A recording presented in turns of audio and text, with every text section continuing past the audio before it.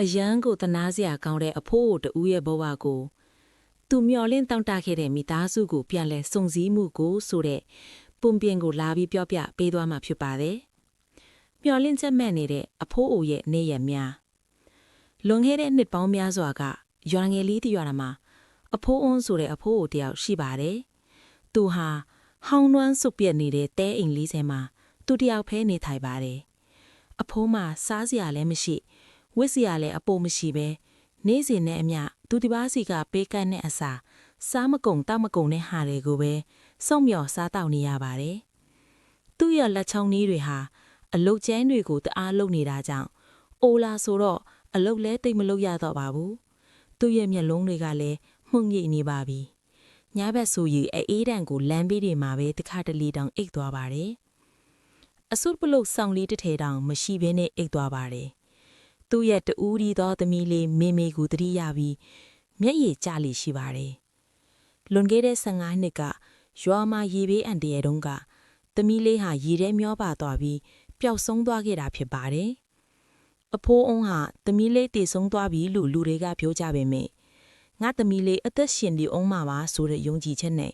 တနေရာပြီးတနေရာကိုသွားပြီးမြင်တဲ့လူတိုင်းကိုသူ့လေသမီးတည်င်းကိုမေးခဲ့ပါတယ်။ခြေထောက်မှာဖနက်တောင်မပါပဲပူပြင်းတဲ့လာမပေါ်မှာလမ်းလျှောက်ခဲ့ရလို့သူ့ခြေဘဝတွေဟာအကွဲကြောင်းတွေနဲ့ပြည့်နေခဲ့ပါတယ်။သမီးလေးကိုတွေ့ရင်အဖေဒီမှာရှိနေတယ်လို့ပြောပြကြပါဆိုပြီး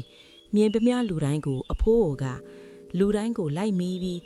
ဒါပေမဲ့လူအများစုကတော့သူ့ကိုယူဆွတ်နေတဲ့အဖိုးကြီးတယောက်လိုပဲသတ်မှတ်ပြီးရှံဖဲသွားကြပါတယ်။တနေ့မှာတော့အဖိုးအိုဟာမြို့ကြီးတစ်မြို့ရဲ့လမ်းဘေးမှာနွမ်းနယ်စွာနဲ့လဲလျောင်းနေပါတယ်။အဲ့ဒီအချိန်မှာတန်ဖိုးကြီးကားတစ်စီးရှိမှရောက်လာပြီးအလူအတန်းရေရောတဲ့အမျိုးသမီးတယောက်ကားပေါ်ကဆင်းလာပါတယ်။သူမဟာအဖိုးအိုကိုတနာသွားပြီးထမင်းတုံးနဲ့ငွေအချုပေးခဲ့ပါတယ်။အဖိုးအိုကတုံရီနေတဲ့လက်တွေနဲ့ထမင်းတို့ကိုလှမ်းယူရင်းအမျိုးသမီးရဲ့မျက်နှာကိုမောက်ကြည့်လိုက်တဲ့အခါသူ့ရဲ့နှလုံးသားဟာရက်တန့်သွားတယ်လို့ခံစားလိုက်ရပါတယ်။အဲ့ဒီအမျိုးသမီးရဲ့နရွက်အောက်ကမဲ့နီလေးကိုသူမှတ်မိသွားပါတယ်။သမီးမေမေမဟုတ်လားလို့အဖိုးကအတန်တုံရင်ရင်နဲ့မေးလိုက်ပါတယ်။အမျိုးသမီးဟာအံ့ဩသွားပြီးအဖိုးကိုတေချာကြည့်လိုက်တော့သူမဟာငငယ်ကရေထဲပါသွားရင်ကံကောင်းလို့မျိုးကလူချမ်းသာတူရဲ့ကောက်ယူမွေးစားပြီးအခုလိုကျမဘဝကိုဒီလိုရောက်လာပါတယ်။သူမမှလည်းသူမရဲ့အဖေအရင်ကိုရှာဖွေနေခဲ့တာကြာပါပြီ။လက်လို့ရှာလဲရှာမတွေ့ခဲ့ပါဘူး။အဖေလားလို့သူမကငိုယိုပြီးပြန်မေးပါတယ်။အဖိုးအိုရဲ့ရင်ခွင်ထဲကိုသူမတိုးဝင်လိုက်တဲ့အခါ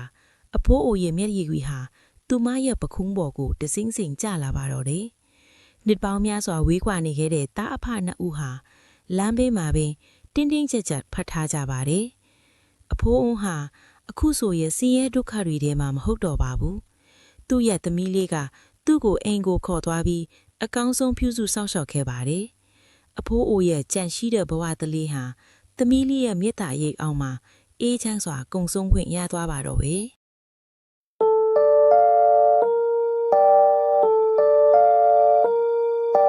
ရွှေငမ်းမလေးနဲ့လူမိုက်ကြီးဒီပုံမြင်လေးက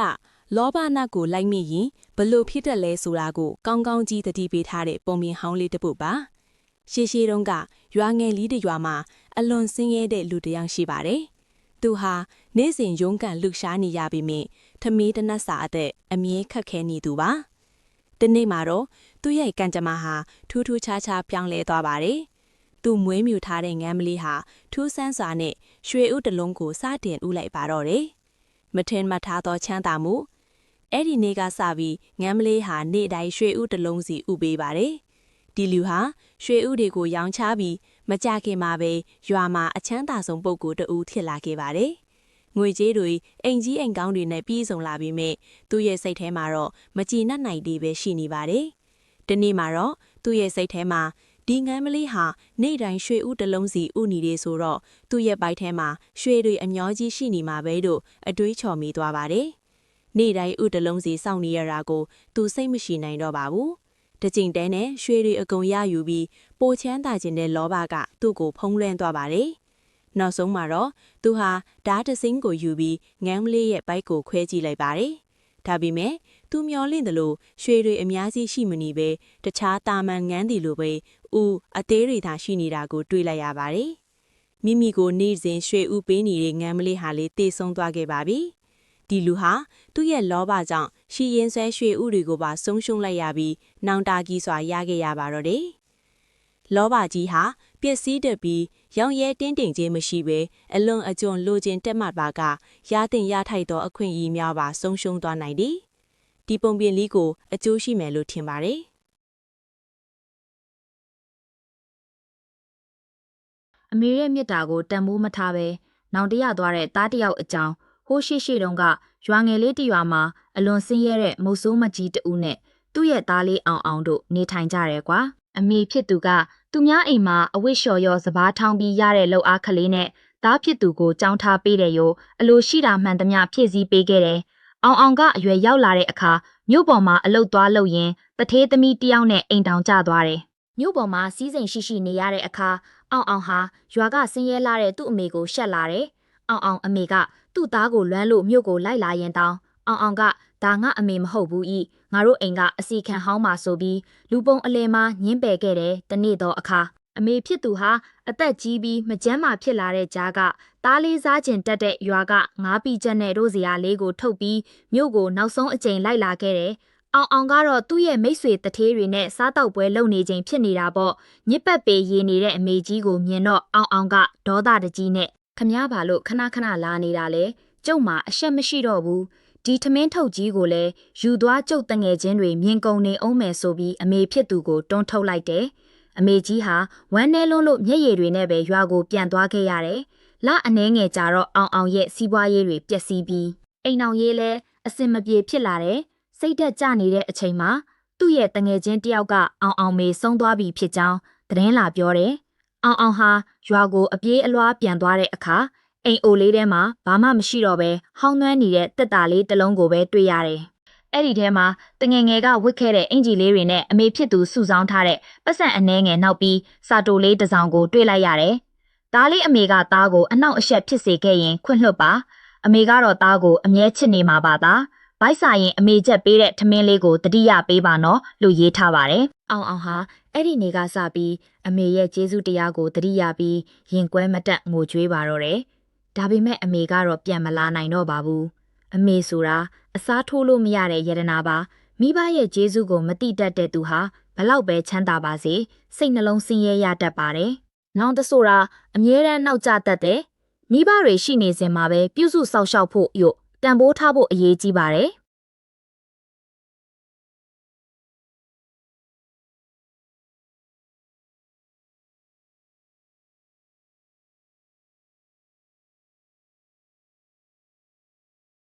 ဒီပုံပြင်လေးကမိဘပေါ်ဂယုမဆိုင်ပဲအတက်ကြီးခဲ့တဲ့တားတယောက်အကြောင်းလာပြောပြပေးသွားမှာဖြစ်ပါတယ်။ရှေးတုန်းကရွာငယ်လေးတစ်ရွာမှာအင်မတန်ရိုးသားပြီးကျင်နာတတ်တဲ့အမေအိုကြီးတဦးရှိပါတယ်။သူ့မှာမောင်ကောင်းဆိုတဲ့တားတယောက်ရှိတယ်။မောင်ကောင်းရဲ့ဖခင်ဟာသူငယ်စဉ်ကတည်းကဆုံးပါသွားခဲ့ရမှုအမေအိုကြီးဟာ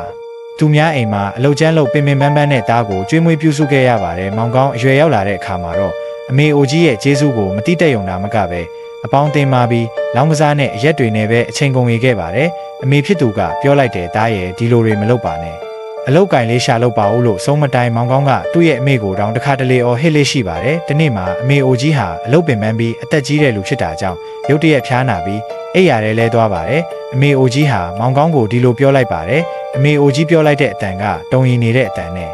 ဒါရဲ့အမေရေစာလို့ရေလေးတစ်ခွက်လောက်တိုက်ပါဦးလို့ပြောလိုက်တယ်မောင်ကောင်းဟာသူ့ရဲ့အမေကိုပြီးပြန်ပြောလိုက်တယ်အမေသားကပိုက်စာလို့ထမင်းသွားစားလိုက်အောင်မယ်ဆိုပြီးထွက်သွားလိုက်ပါတယ်ရက်တွေကြာလာတော့မောင်ကောင်းဟာသူ့ရဲ့အမေကိုဂယုမဆိုင်ပဲသူလှုပ်ချင်တဲ့အလုပ်ကိုပဲလုပ်နေခဲ့ပါတယ်ဒီနေ့မှာမောင်ကောင်းကသူ့ရဲ့အပေါင်းအသင်းတွေနဲ့တွားကစားရင်သူ့ရဲ့အမေကတွေ့ပြီးသူ့ကိုစိတ်ဆိုးနေပါတယ်အမေအိုကြီးကသူ့ကိုပြောပြတယ်တားရဲ့ဒီလိုပေါင်းသင်းတွေနဲ့မတွားဆော့ကြပါနဲ့လို့ပြောလိုက်ပါတယ်ဒီလိုလောင်းကစားတွေကိုမလုပ်တော့နဲ့လို့သူ့ရဲ့အမေကြီးသူ့ကိုခဏပြောပြခဲ့ပါတယ်သူဟာအမေအိုကြီးရဲ့ဇရာကိုနားမထောင်ပဲသူ့ရဲ့အမေအိုကြီးကိုအော်ပြီးအိမ်ပေါ်ကထွက်သွားခဲ့ပါတယ်အမေအိုကြီးဟာမျက်ရည်တွေစီးကြရင်သူ့ရဲ့သားကိုစောင့်ကြည့်နေခဲ့ပါတယ်ညနေဆောင်လို့မောင်ကောင်းဟာအိမ်ပြန်ရောက်တဲ့အခါအိမ်ထဲမှာတိတ်ဆိတ်နေတာကိုတွေ့ရတယ်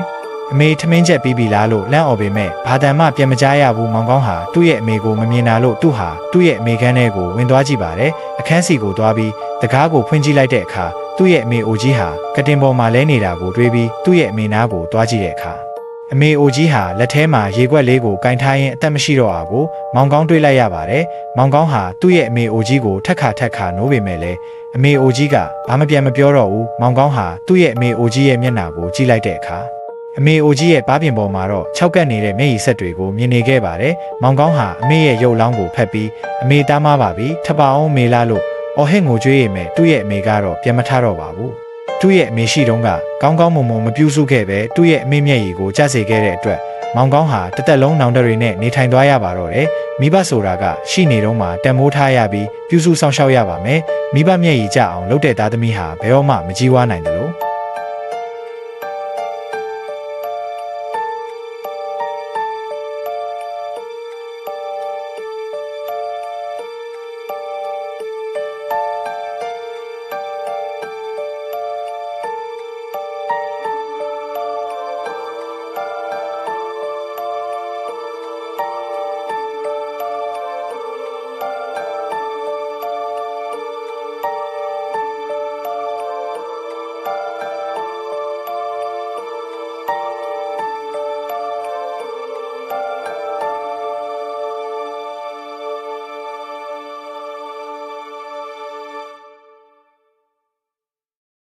ရွှေနဂါပတ္တများမျက်လုံးကိုရှာဖွေခြင်းဆိုတဲ့ပုံပြင်ကိုလာပြောပြပေးသွားမှာဖြစ်ပါတယ်။တခါတုန်းကတောအုပ်ကြီးရဲ့အစုံဘက်မှာနီလာဝီဆိုတဲ့တိုင်းပြည်ကြီးရှိခဲ့ပါတယ်။ဒီတိုင်းပြည်ရဲ့ဘေးကပ်တလျက်မှာတော့မော်တက်တွေနဲ့ပြည့်နှက်နေတဲ့နဂါးပွက်အိုင်ကြီးတစ်ခုရှိပါတယ်။ဒီအိုင်ကြီးရဲ့မှာတော့တကိုယ်အောင်ရွှေရောင်တောက်ပနေတဲ့ရွှေနာကားမင်းနေထိုင်ပါတယ်။ရွှေနဂါးမင်းမှာနဖူးလယ်မှာတက်ဆင်ထားတဲ့မဟာကယုနာပတ္တများမျက်လုံးတစ်လုံးရှိပါတယ်။ဒီပတ္တများဟာတိုင်းပြည်ကိုအေးချမ်းစေပြီးမိုးလေဝသမှန်ကန်စေတဲ့ဖုံးတစ်ခုရှိပါတယ်။ဒါပေမဲ့ဒီနေ့မှာတော့ကောက်ကျစ်တဲ့မော်ဆရာတယောက်ရှိပါတယ်။သူဟာရွှေနဂါးမင်းအိပ်ပျော်နေတဲ့အချိန်မှာပတ္တများကိုခိုးယူပြီးမောင်မိုက်တောင်နဲ့စီကိုထွက်ပြေးသွားခဲ့ပါတယ်။ပတ္တများပျောက်ဆုံးသွားတာနဲ့တပြိုင်နက်နီလာဝီတိုင်းပြည်မှာမိုးခေါင်ပြီးတီးနှံတွေပျက်စီးကုန်ပါတယ်။ရွှေနဂါးမင်းလည်းအင်အားတွေရောနေလာပြီးနဂါးပုံတန်ထန်ကနေလူသားတယောက်အဖြစ်အသွင်ပြောင်းပြီးပတ္တများကိုပြန်ရှာဖို့ဆုံးဖြတ်လိုက်ပါတယ်။ရွှေနဂါးမင်းလူအသွင်ဖြင့်လန်ခီးမှာစိတ်ထားကောင်းမွန်တဲ့သူငယ်ချင်းနှစ်ယောက်တွေ့လိုက်ပါတယ်။တယောက်အောင်သူတဲ့နောက်တစ်ယောက်ကတော့ပညာရှိမြောက်လေးဖြစ်ပါတယ်။သူတို့၃ယောက်ဟာတိုင်းပြည်ကိုကယ်တင်ဖို့အတွက်ပတ္တများမျက်လုံးကိုအတူတူရှာဖွေဖို့တစ္ဆာပြုခဲ့ကြပါတယ်။သူတို့ရဲ့ခရီးလမ်းဟာမလွယ်ကူပါဘူး။သူတို့ဟာစကားပြောတတ်တဲ့တစ်ပင်များရှိတဲ့တောအုပ်ကိုဖျက်ကျော်ရပါတယ်။မီးတောင်နဲ့ဆိုးတွေရဲ့စိန်ခေါ်မှုကိုရင်ဆိုင်ရပါတယ်။နှင်းမြူဖုံးတဲ့ကနာရကိုဖျက်တမ်းရပါတယ်။နောက်ဆုံးမှာတော့သူတို့ဟာမော်ဆရာဇော်ဂျီနဲ့နေထိုင်တဲ့မောင်မိုက်တောင်ဝမ်းကိုရောက်ရှိသွားပါတယ်။မော်ဆရာဇော်ဂျီနဲ့ဟာပတ္တများရဲ့ဖုံးတစ်ခိုးကိုတုံးပြီးကြောက်စရာကောင်းတဲ့တတဝါတွေကိုဖန်တီးပြီးတိုက်ခိုက်ပါတယ်။ရွှေနဂါးမင်းဟာအင်အားနည်းနေပေမဲ့မင်းသားလေးရဲ့ရဲရင်မှုမြောက်ကလေးရဲ့ဉာဏ်ပညာတို့နဲ့ပေါင်းဆက်ပြီးမော်ဆရာကိုအနိုင်ယူနိုင်ခဲ့ပါတယ်။ရွှေနဂါးမင်းပတ္တများကိုပြန်လည်ရရှိသွားတဲ့အခါမှာတော့သူ့ရဲ့မူလနဂါးအသွင်ကိုပြန်လည်ရောက်ရှိသွားပြီးကောင်းကင်ပေါ်မှာရွှေရောင်လင်းနှန်းတွေဖြာထွက်သွားပါတယ်။ရွှေနဂါးမင်းဟာပတ္တများမျက်လုံးကိုနဂါးပွက်အိုင်စီပြန်လည်ယူဆောင်လာနိုင်ခဲ့ပြီးနီလာဝီတိုင်းပြည်မှာလည်းမိုးတွေရွာသွန်းပြီးပြန်လည်စိမ့်လန်းလာပါတော့တယ်။ရွှေနဂါးမင်းဟာမင်းသားလေးနဲ့မြောက်ကလေးကိုဆုလက်တွေပေးပြီးနောင်ကိုလည်းလူသားနဲ့နဂါးကိုချစ်ခင်ရင်းနှီးစွာနေထိုင်သွားကြဖို့ကတိပြုခဲ့ကြပါတယ်။ညီညွတ်ခြင်းဟာအင်အားဖြစ်ပြီးမကောင်းမှုဟာနောက်ဆုံးကိုကောင်းမှုတဲ့အလုပ်ကိုပဲဆက်လက်လုပ်သွားပါတနေ့နေ့ကျရင်ဗန်းတိုင်ကိုရောက်နိုင်ပါတယ်။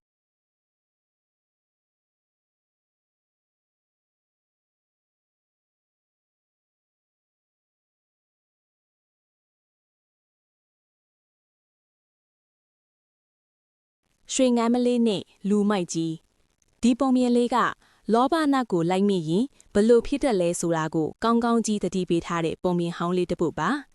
ရှေးတုန်းကရွာငယ်လေးတစ်ရွာမှာအလွန်ဆင်းရဲတဲ့လူတစ်ယောက်ရှိပါတယ်သူဟာနေ့စဉ်ရုန်းကန်လှူရှားနေရပေမယ့်ထမင်းတနတ်စာအသက်အမြဲခက်ခဲနေသူပါဒီနေ့မှာတော့သူ့ရဲ့ကံကြမ္မာဟာထူးထူးခြားခြားပြောင်းလဲသွားပါတယ်သူမွေးမြူထားတဲ့ငမ်းမလေးဟာထူးဆန်းစွာနဲ့ရွှေဥတလုံးကိုစတင်ဥလိုက်ပါတော့တယ်။မထင်မှတ်ထားသောချမ်းသာမှုအဲ့ဒီနေ့ကစပြီးငမ်းမလေးဟာနေ့တိုင်းရွှေဥတလုံးစီဥပေးပါတယ်။ဒီလူဟာရွှေဥတွေကိုရောင်းချပြီးမကြခင်မှာပဲရွာမှာအချမ်းသာဆုံးပုဂ္ဂိုလ်တဦးဖြစ်လာခဲ့ပါတယ်။ငွေကြေးတွေအိမ်ကြီးအိမ်ကောင်းတွေနဲ့ပြည့်စုံလာပြီးမြဲသူ့ရဲ့စိတ်ထဲမှာတော့မကြည်နပ်နိုင်သေးပဲရှိနေပါတယ်။ဒီနေ့မှာတော့သူ့ရဲ့စိတ်ထဲမှာ ဒီငန်းမလေးဟာနေ့တိုင်းရွှေဥတစ်လုံးစီဥနီတွေဆိုတော့သူ့ရဲ့ဘိုက်ထဲမှာရွှေတွေအများကြီးရှိနေမှာပဲလို့အတွေးချော်မိသွားပါတယ်။နေ့တိုင်းဥတစ်လုံးစီစောင့်နေရတာကိုသူစိတ်မရှိနိုင်တော့ပါဘူး။တကြိမ်တန်းနဲ့ရွှေတွေအကုန်ရယူပြီးပိုချမ်းသာခြင်းတဲ့လောဘကသူ့ကိုဖုံးလွှမ်းသွားပါတယ်။နောက်ဆုံးမှာတော့သူဟာဓာတ်တစင်းကိုယူပြီးငန်းမလေးရဲ့ဘိုက်ကိုခွဲကြည့်လိုက်ပါတယ်။ဒါပေမဲ့သူမျောလင့်တယ်လို့ရွှေတွေအများကြီးရှိမနေပဲတခြားတာမန်ငန်းတီလိုပဲအသေးတွေသာရှိနေတာကိုတွေ့လိုက်ရပါတယ်။မိမိကိုနေ့စဉ်ရွှေဥပေးနေတဲ့ငန်းမလေးဟာလေတေဆုံးသွားခဲ့ပါပြီ။ဒီလူဟာသူ့ရဲ့လောဘကြောင့်ရှီရင်ဆွဲရွှေဥတွေကိုပါဆုံးရှုံးလိုက်ရပြီးနောင်တကြီးစွာရခဲ့ရပါတော့တယ်။လောဘကြီးဟာပျက်စီးတတ်ပြီးရောင်ရဲတင်းတိမ်ခြင်းမရှိဘဲအလွန်အကျွံလိုချင်တက်မှတ်ပါကရတင်ရထိုက်သောအခွင့်အရေးများပါဆုံးရှုံးသွားနိုင်သည်။ဒီပုံပြင်လေးကိုအကျိုးရှိမယ်လို့ထင်ပါတယ်။ဟိုးရှိတုန်းကမြူကိုတွေအမြဲအုံဆိုင်နေတဲ့တောင်ကြီးရွာလေးတရွာမှာအောင်စော်ဆိုတဲ့ကောင်လေးတယောက်ရှိပါတယ်။သူဟာငယ်စဉ်ကတည်းကမိဘနှစ်ပါးစလုံးမြူကိုတောင်တန်းကြီးတဲ့ထင်းခုတ်သွားရင်ပျောက်ဆုံးသွားခဲ့တာကြောင့်အဘွားကိုတဦးနဲ့အတူနေထိုင်ရပါတယ်။ဒီနေ့မှာတော့အောင်စော်ဟာအိမ်ရှိကပန်းပင်လေးတွေကိုရေလောင်းနေရင်အတောင်ပန်းကနေရွှေရောင်အလင်းတန်းတွေထက်နေတဲ့ရွှေလေးပြာလေးတစ်ကောင်ကိုတွေ့လိုက်ရပါတယ်။ထူးခြားတာကအဲ့ဒီလေးပြာလေးဟာဒဏ်ရာရောက်နေပြီးမြေကြီးပေါ်မှာလဲကျနေတာပါ။အောင်စော်ဟာလိပ်ပြာလေးကိုဂယုတစိုက်မတီးပြီးဒဏ်ရာကိုစိတ်ထေပေးခဲ့ပါတယ်။မဲလေးတက်ထားသွားမှာပါလို့သူကတိုးတိုးလေးပြောလိုက်တဲ့အခါလိပ်ပြာလေးဟာပြန်ပြောပါတယ်။ခမည်းဟာကျွမ်းမကိုကူညီပေးတဲ့အတွက်ကျေးဇူးတင်ပါတယ်လို့ပြောပြီးကျေးဇူးပြန်ဆက်တဲ့အနေနဲ့ဘာပြန်ကူညီပေးရမှာလဲလို့မေးပြီးအောင်စော်မင်းရဲ့မိဘတွေကိုရှာချင်သလားလို့မေးလိုက်ပါတယ်။အောင်စော်ဟာအံ့ဩဝမ်းသာဖြစ်သွားပြီးရှာချင်ပါပေါ့ဒါပေမဲ့မြူကိုတောင်တန်းကအရန်ကြောက်စရာကောင်းတယ်လို့ဖြေပါတယ်။ရွှေလိပ်ပြာလေးကပြောပါတယ်ငါနောက်ကိုလိုက်ခဲ့ပါငါအတောင်ပံကထွက်တဲ့အလင်းရောင်ကမင်းကိုလမ်းပြပေးလိမ့်မယ်လို့ပြောပြီးပြန်တန်းသွားပါတော့တယ်သူတို့နှစ်ယောက်တောင်ပေါ်ကိုတက်လာတဲ့အခါမြူကိုတွေကအယမ်းထူထပ်လာပါတယ်ဒါပေမဲ့ရွှေလိပ်ပြလေးရဲ့ကိုပေါ်ကထွက်တဲ့ရွှေရောင်အလင်းတန်းဟာမော်အတက်လိုပဲမြူကိုတွေကိုဖယ်ရှားပေးခဲ့ပါတယ်လမ်းတဝက်ရောက်တော့ဒီမှာပဲနားပါအောင်မင်းပင်ပန်းနေပြီဆိုတဲ့အတန်ဆိုးတွေကိုအောင်စော်ကြားလိုက်ရပါတယ်အဲ့ဒါဟာလူတွေကိုလမ်းမအောင်လုပ်တတ်တဲ့မြူကိုစောင်းနှက်ဆိုးတွေပါ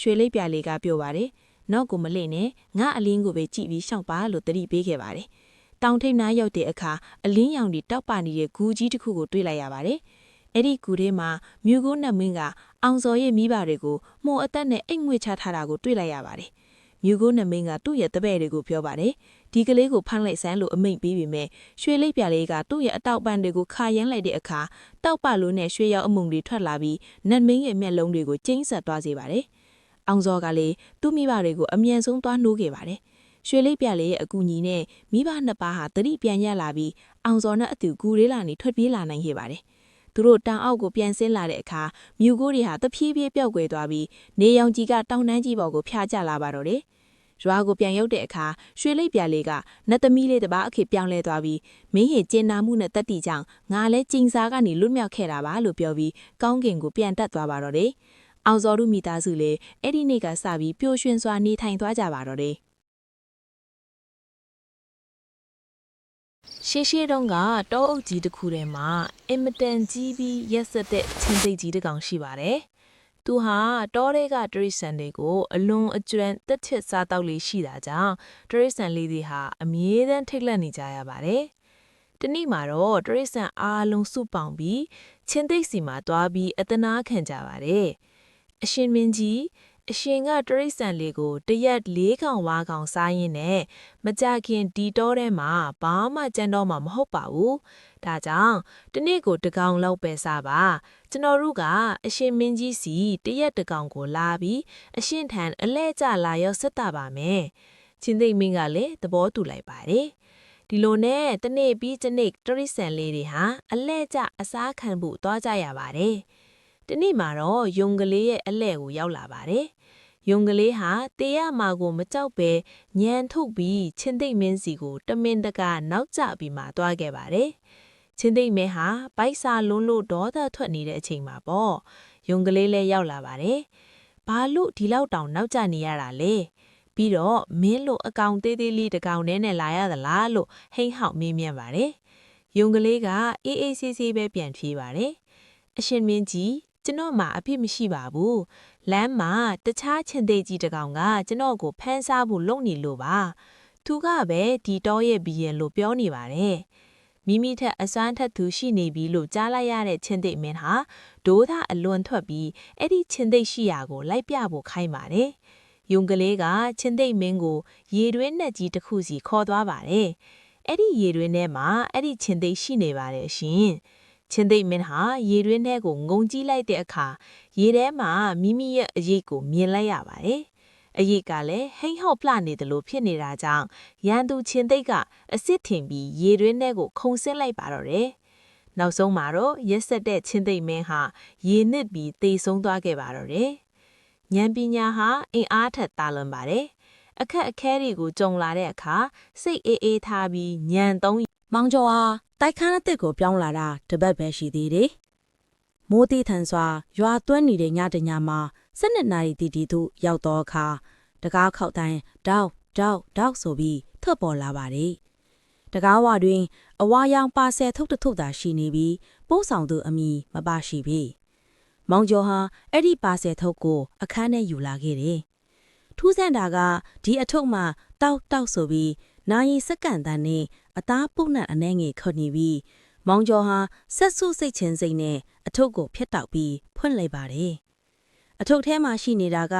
ကြောက်မြတ်ရတနာများစီချဲထားတော့ရှေးဟန်လက်ပတ်နိုင်တစ်လုံးဖြစ်နေတယ်။ဒီနိုင်ဟာလက်တံများနဲ့နောက်ပြန်လဲနေပြီးမှန်သားပြန်အောင်သွေးဆက်များနဲ့အနီးကွက်များစွန့်ထင်နေတာကိုတွေ့ရပါတယ်။မောင်ကျော်ဟာနိုင်ကိုစပွဲပေါ်တင်ပြီးအိပ်ပျော်သွားပါတယ်။တန်းကောင်ရင်အချိန်မှာရေချိုးခန်းထဲမှာရေဖွင့်တဲ့ကြောင့်မောင်ကျော်လည်းနိုးလာပါပြီ။သွားကြည့်လိုက်တဲ့အခါဘသူမှမရှိ။ရေချိုးခန်းမှတွင်ငတ်ဖြစ်စီပြန်ပြီးရှင်စည်းများဖြင့်ရေးထားတာကိုတွေ့လိုက်ရတယ်။နောက်တစ်နေ့ဒီနိုင်အကြောင်းကိုစုံစမ်းပြီးလွန်ခဲ့သောနှစ်ပေါင်း40ကဒီတိုက်ခန်းမှာနေထိုင်သွားသောနိုင်ပြင်းစင်သူတူလူရဲ့တက်ဖြတ်ခံခဲ့ရသည်သူ့ရဲ့အဖိုးတန်နိုင်ပျောက်ဆုံးသွားခဲ့ကြောင်းသိရှိလိုက်ရတယ်။မောင်ကျော်လည်းနိုင်ကိုလွှင့်ပစ်ရန်ကြိုးစားတော့လေဘလို့ပဲလွှင့်ပစ်နေပါစေအဲ့ဒီနိုင်ကစပွဲကုံပေါ်မှာပဲပြန်ရောက်နေတာကိုတွေ့လိုက်ရပါတယ်။တခါတရံအခန်းထောင်တွင်လေပင်တန်းလန်းနဲ့လူရိတ်ကြီးတစ်ခုမတက်ရက်နေတာကိုမြင်တွေ့လာရတယ်။ထူးဆန်းတာကနိုင်ဟာနောက်ပြန်လဲလာပြီးနေ့ညမှားယွင်းလာပြီးမောင်ကျော်ဟာအိမ်ရဲ့အပြင်မှာထွက်ရန်ကြိုးစားတော့လေတကားကိုဖွင့်လိုက်တိုင်းအဲ့ဒီအခန်းထဲကိုပဲပြန်လဲရောက်ရှိနေတယ်။နိုင်လက်တံဟာ12နာရီသို့ပြန်လဲနီးကပ်လာတော့ဒီအချိန်မှာနိုင်ထဲမှာသွေးများစိမ့်ထွက်လာပြီးအခန်းတစ်ခုလုံးသွေးနံများနန်းဟောက်လာတယ်။ဝိညာဉ်ကြီးလည်းမောင်ကျော်နောက်နားသို့ရောက်ရှိလာပြီးအကွဲသောအတန်းဖြင့်မင်းကနောက်ဆုံးလူပဲလို့ပြောလိုက်ပါတယ်။မောင်ကျော်လည်းဒီဝိညာဉ်ကိုကျွတ်လွတ်စေရန်နိုင်ကိုဖျက်ဆီးပစ်လာမည်လို့ပြောလိုက်တယ်။သူဟာတူတချောင်းကိုယူပြီးနိုင်ကိုထုရိုက်သွားပြီးအဲ့ဒီနိုင်ကိုထုရိုက်တိုင်းမောင်ကျော်ရဲ့ခန္ဓာကိုယ်မှာလည်းဒဏ်ရာများအလိုလိုပေါ်လာနေတာကိုမောင်ကျော်ဖသိလိုက်ရပါတယ်။ဒီနိုင်ဟာမှန်သားပင်ကွဲ့အပ်သွားချိန်တွင်အရာအလုံးတိတ်ဆိတ်သွားတယ်။နောက်တနေ့နနက်ပဝင်းကျင်ကလူများကဒီအခန်းတကားကိုဖွင့်ကြည့်သောအခါအခန်းထဲမှာလူသူမရှိတော့ဘဲကျန်းပြင်ပေါ်မှာသွေးစွန်းနေသောရှီးဟောင်းနာရီတစ်လုံးနဲ့မောင်ကျော်ရဲ့ဓာတ်ပုံတစ်ပုံကိုပဲကျန်ရစ်ပါတော့တယ်။မောင်ကျော်ဟာဒီအခန်းကိုပြောင်းရွှေ့လာတာမကြသေး